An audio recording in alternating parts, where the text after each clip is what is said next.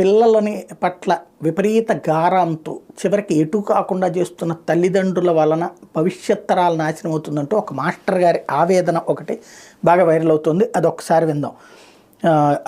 నా పేరు ఎన్ఎస్ఎన్ రెడ్డి. నేను కరీంనగర్ జిల్లాలోని ఒక ప్రభుత్వ పాఠశాల ఉపాధ్యాయుని. తల్లిదండ్రులకు చేతులు జోడించి నమస్కరించి చేసుకుంటున్న విన్నపం ఏమనగా, క్రమశిక్షణకు మారుపేరుగా ఉండే పాఠశాలలో విద్యార్థుల హెయిర్ స్టైల్పై, వారి నడవడికపై ఎన్నిసార్లు హెచ్చరించిన వారి ప్రవర్తన మార్పు రావడం లేదు. ఉపాధ్యాయులు చూస్తూ ఏం చేయలేని నిస్సహాయ స్థితిలో ఉంటున్నారు. తల్లిదండ్రులకు తమ పిల్లలపై శ్రద్ధ నియంత్రణ లేకపోతే ఇలానే తయారవుతారు. క్రమశిక్షణ మాటలతో రాదు, కొద్దిపాటి దండన భయభక్తులు ఉంటేనే వస్తుంది.